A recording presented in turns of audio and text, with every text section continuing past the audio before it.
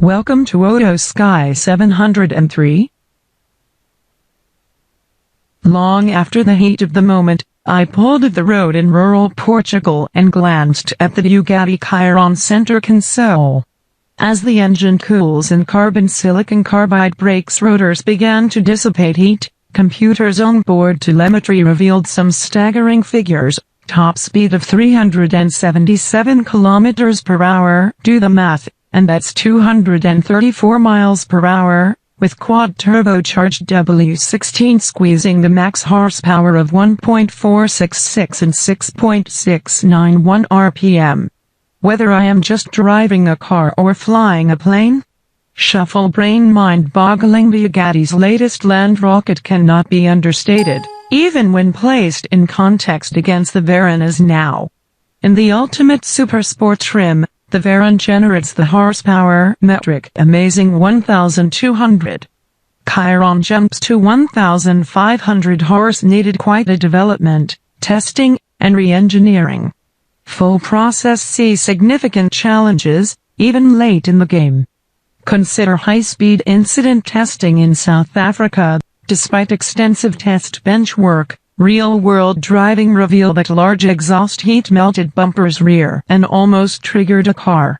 The solution, it turns out, is to add the channel so that the airflow from the underbody be channeled through and relieve the heat. For the 500 wealthy souls who will take delivery, the $2,998,000 Chiron is most certainly an emotional purchase.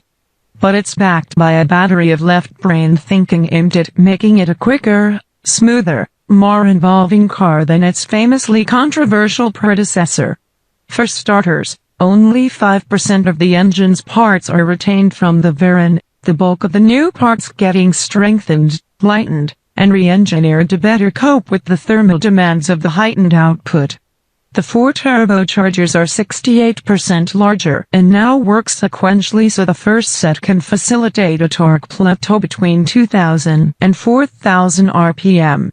The larger, second set of turbos extend the flatline to 6,600 RPM. The 7-speed gearbox manufactured by Ricardo, which is essentially the only dry-sump dual clutch on the production car market, has been strengthened and reinforced to withstand the engine's thumping 1,180 pound-feet of torque. The immense drivetrain is housed by a carbon fiber chassis by Dallara that requires 1,500 hours to build. The Chiron also gains an adaptive chassis that uses 5 drive modes to set ride height, steering effort, damping, and power distribution. New 20- and 21-inch wheels are not only lighter, they run up to 50% cooler thanks to reworked brake caliper ventilation. The new hoops promise considerably longer wear than the Veyron's famously insatiable appetite for front tires, which ran $20,000 a pair unless you were changing them for the 4th time, in which case you'd be set back an additional $34,500 for 2 replacement wheels. From the driver's seat, the initial impression is entirely digestible. The press of the blue, steering wheel-mounted engine button summons all 16 cylinders, and the sound, at least within the cabin, is not as daunting as you might expect. Those on the outside, however, are hit by a deep, hearty bellow from the Chiron's 6 exhaust pipes. Compared to the Veyron, this cockpit has been cleaned up and streamlined, trading numerous analog gauges on the instrument cluster for one big speedometer needle that sweeps all the way to 300 miles per hour or 500 kilometers per hour, depending on the country it's built for. 3 configurable TFTs offer additional information, including a tachometer, a trip computer, and vehicle settings. Low-speed driving reveals that, well, low-speed driving is all but impossible. That's not because the Chiron is intractable or well-behaved, it's actually remarkably controllable and docile at legal speeds. Rather, when you graze the tip of the turbocharger's immense boost, you get an irresistible taste of that aircraft-like power.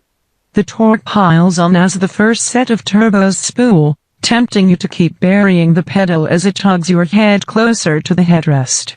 The Chiron's interior is an elegantly understated place where the only distraction from the flawless leather is the subtle glint of anodized aluminum, but those finely modulated details fly out the window as the speed accumulates, diverting your attention towards the rapidly approaching road ahead. The transmission downshifts somewhat jerkily at low speeds, which Bugatti chief test driver Laura Spicocchi attributes to my tester's pre-production status, but above parking lot speeds the cog swaps are smooth and quite quick, especially considering the heft of the gearbox's moving parts and the massive amounts of torque they must handle. The Chiron delivers palpably more responsiveness and visceral reward compared to the Veyron, and in handling mode it tackles corners with a taut, glued-down sense of focus. The trick in the bends is to resist the temptation to get back into the throttle too early, which is exactly the same principle you were taught when learning to drive shifter carts, except this time, you're playing with thermonuclear levels of power. And then there's that speed run, the shockingly brief but immensely intense burst of acceleration that sends my steed hurtling towards the horizon on a seemingly unstoppable tear. Thanks to the automatically lowered ride height and aggressive downforce, the car stays firmly planted on the road. I predictably run out of room all too soon and have to punch the brakes, returning to sane R speeds. But when I later learn of the 377 km/h speed, the figure becomes seared into my brain. The Chiron was still pulling hard at that speed, suggesting it has far greater reserves than the published top speed of 420 km/h or 261 mph, and in fact, it does. As Bugatti president Wolfgang Dürheimer emphasizes, the car is electronically limited to 420 km/h to save room for a faster variant that will leave this landmark in the dust, which will turn yet another groundbreaker into a late, great legend. Look out for the future. It comes quicker than you think. Thank you. Greetings Oto Sky 703.